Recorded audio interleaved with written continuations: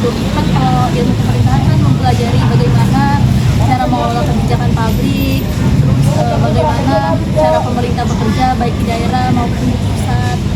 Jadi dengan masuk ilmu pemerintahan mungkin aku bisa mempelajari lebih dalam gitu kan. Mungkin harapannya aku kan jadi PNS ya. Mungkin gitu sih.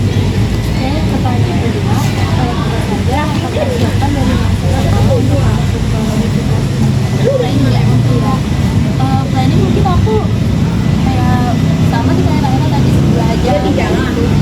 Bagaimana caranya aku bisa masuk ini, karena kalau misalnya dapat terima itu misal banget ya, karena aku salah satu yang menolak SBM itu misal banget, karena kalau di Mandiri kan biayanya kan tahu sendiri ya.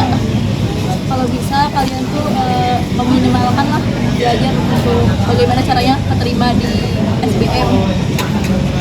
Pertanyaan ketiga, bagaimana caranya akan membagi waktu organisasi sama waktu belajar? Untuk membagi waktu sebenarnya aku kan ikut himpunan ya, himpunan mahasiswa ilmu pemerintahan. Nah kalau di himpunan itu aku tuh sebenarnya nggak ada ya, maksudnya kayak sendiri kan nggak ini ya, nggak mengganggu mata kuliah gitu. Jadi kegiatan-kegiatannya itu ada di luar jam mata kuliah. Misalnya kalau misalnya rapat tuh ada yang tuh di jam 5, kalau nggak malam. Jadi ada yang besok sama malam. Terus kalau misalnya ada kegiatan yang benar-benar besok. Jadi kalau untuk membagi waktunya, misalnya aku di sini itu posisinya sebagai apa? Kalau misalnya aku di sini sebagai ketua pelaksana, pasti aku bakal lebih mementingkan organisasi. Kalau misalnya aku sebagai anggota, ya aku tetap mementingkan.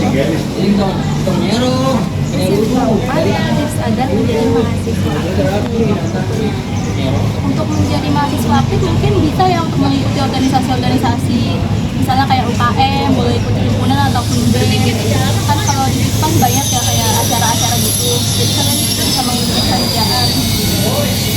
Pertanyaan kedua, bagaimana Kakak mengatasi rasa malas sampai sampai? Mengatasi rasa malas, mungkin aku dengan cara-caranya belajar tuh di HP gitu, biar lebih menyenangkan. Sambil makan mungkin kalian bisa biar nggak malas gitu. Terus mungkin bisa ngajak teman biar nggak malas, biar bareng-bareng gitu aja sih. Makasih ya Kak. Nama saya Zainal Abidin, ya. Saya dosen dari program studi ilmu komunikasi, Fakultas Ilmu Sosial dan Ilmu Politik Universitas Singapura Bangsa Karawang. Ya, dan saat ini saya diamanahi sebagai Wakil Dekan Bidang Akademik dan Kemahasiswaan Fakultas Ilmu Sosial dan Politik Universitas Singapura Bangsa Karawang. Yang pertama, visi misi dan jurusan yang diunggulkan apa? Oke, baik. Kalau terkait dengan visi misi, ketika bertanyanya ke saya, berarti yang saya jawab itu adalah visi misi dari fakultas, ya. Karena visi misi itu dari universitas ada, turun ke fakultas ada, kemudian turun ke program studi juga ada. Oke, kalau misalkan visi dari program studi, jujur saya nggak apa, karena kita di sini ada 3 program studi.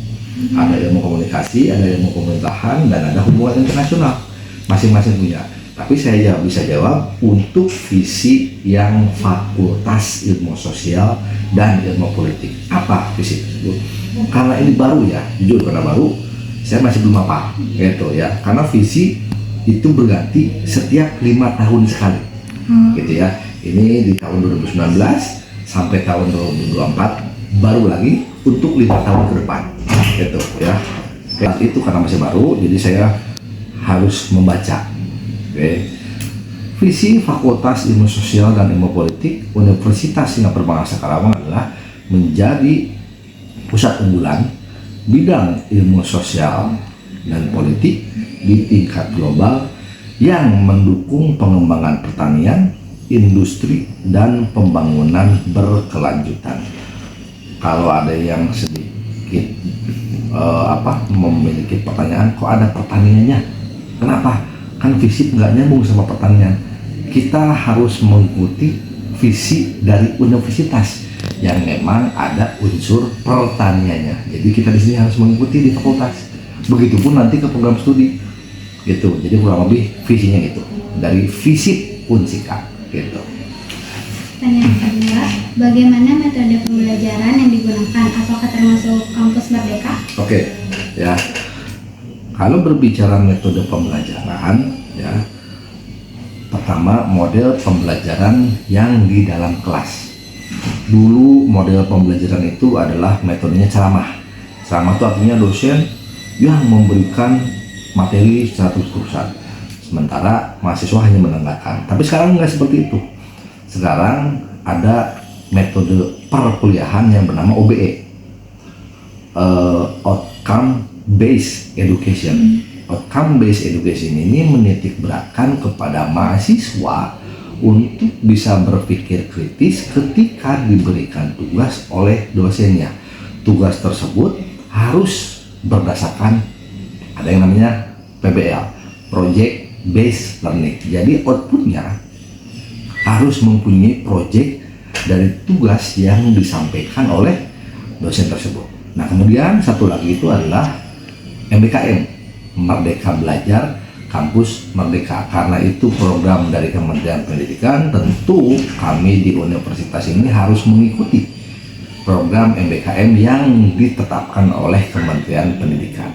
Kurang lebih seperti itu. Yang ketiga, adakah jalur khusus masuk PTN? Oke. Kalau jalur masuk khusus PTN itu rata-rata ada 3 gitu ya. Yang standar, yang umum ya, ada SNBT. Mohon maaf, yang pertama SNBP, Seleksi Nasional Berbasis Prestasi ya, atau dulu yang dikenal dengan SNM. Itu jalurnya dari nilai ya, dari nilai anak-anak SMA, SMK atau yang lainnya. Yang kedua SNBT, Seleksi Nasional Berbasis Tes. Nah, ini yang yang hasilnya itu mengikuti tes yang sudah ditetapkan. Yang ketiga masuk USM, Ujian Seleksi Mandiri, yang sama-sama tes juga, tapi dikelola oleh universitas gitu. Tapi ada juga yang lain. Kalau tanya lebih khusus, ada jalur atlet ya, misalkan atlet karate juara 1, 2, 3 tingkat nasional, harus nasional ya, internasional lebih bagus. Ada lagi jalur ketua OSIS itu ya, tapi ini kami belum universitas belum menetapkan, tapi ada informasinya bakal ada bahwa jalur ketua OSIS dari setiap SMA itu ada. Cuman syarat-syaratnya seperti apa memang belum ditetapkan seperti apa, kurang lebih seperti itu. Lanjut, untuk mewujudkan visi misi kampus, apa yang sudah dilakukan kampus? Oke, yang namanya universitas ya, di dalamnya itu ada dosen ya. Dosen itu mempunyai sebuah kewajiban yang bernama Tridharma Perguruan Tinggi. Tridharma ada 3. Pertama pendidikan ya, pendidikan, dosen harus sekolah sampai jenjang tertinggi, yaitu sampai S3 ya. Karena apa? Untuk menunjang kebutuhan pendidikan yang ada di universitas yang harus diwujudkan dari visi yang sudah ditetapkan. Itu pendidikan ya. Yang kedua penelitian dan pengabdian. Dosen harus melakukan penelitian yang terkait dengan bahasanya peminatan dari dosen tersebut, bidangnya apa itu ya. Oke, ada hubungan internasional, ada ilmu komunikasi, dan ada ilmu pemerintahan. Penelitiannya juga harus terkait itu. Kemudian pengabdian ini sepaket ya.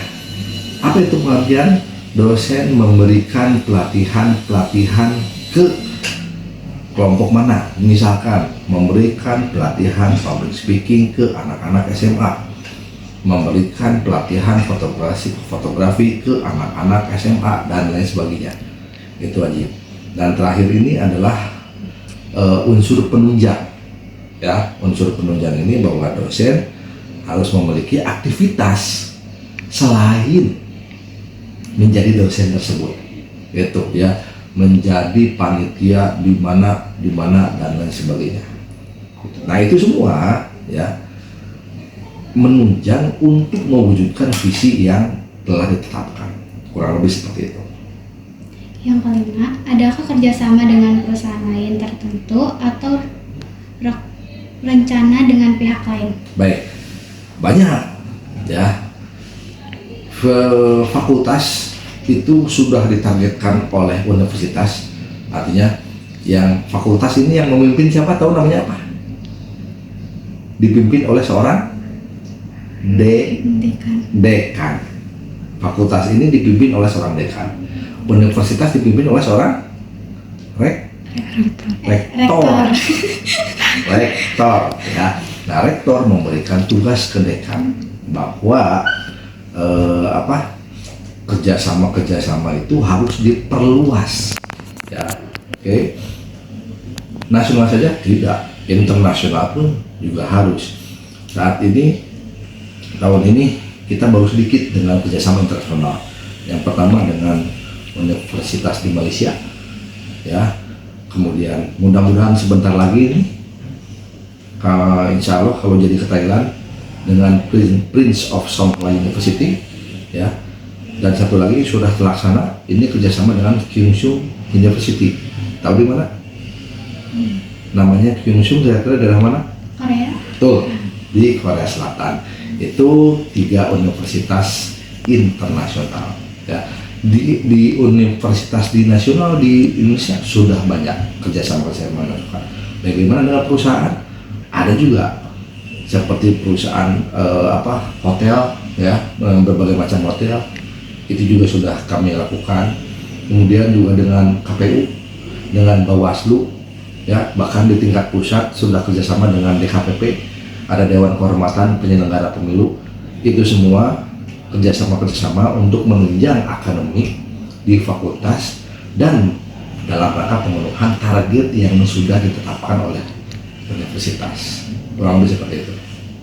Terus lanjut, apakah ada program pertukaran mahasiswa? Bagaimana kriteria mahasiswa yang dapat mengikuti program tersebut? Ya, oke, terima kasih.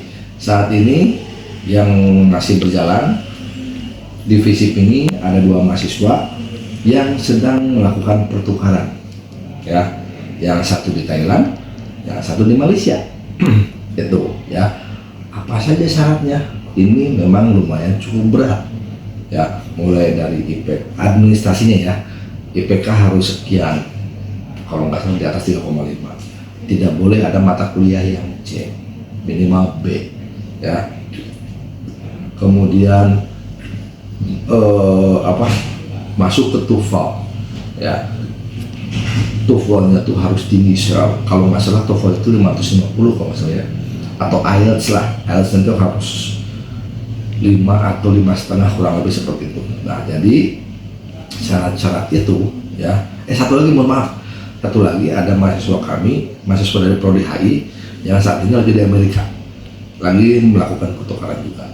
Itu syaratnya memang cukup berat dan panjang, tapi semua itu ya harus kami bantu, katakanlah seperti itu, mahasiswa tersebut untuk bisa mengembangkan potensi mereka ketika mereka diterima di universitas lain di luar negeri, bukan Indonesia, di luar negeri, begitu kurang lebih ya. Lanjut, berapakah lulusan treasure study yang ada pada kampus ini?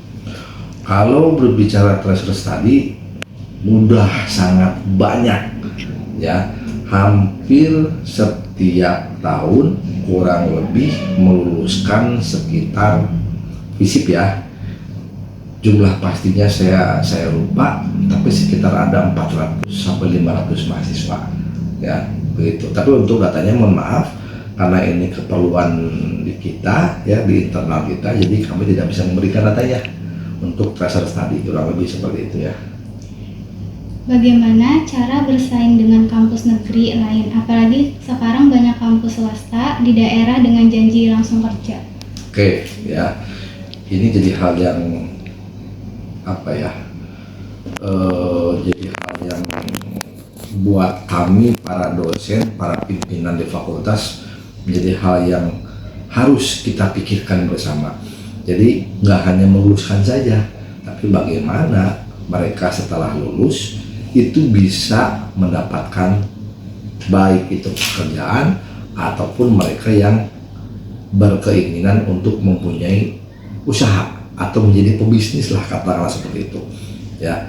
Nah, salah satu yang harus dilakukan itu adalah setiap berapa tahun sekali, 2 sampai 3 tahun sekali atau sampai 4 tahun sekali, kami mengundang. Siapa yang diundang? Pertama, para pakar atau praktisi itu ya, yang terkait dengan ilmu kita ya. Di sini apa? Kita undang mereka. Siapa lagi? Para alumni itu diundang. Siapa lagi?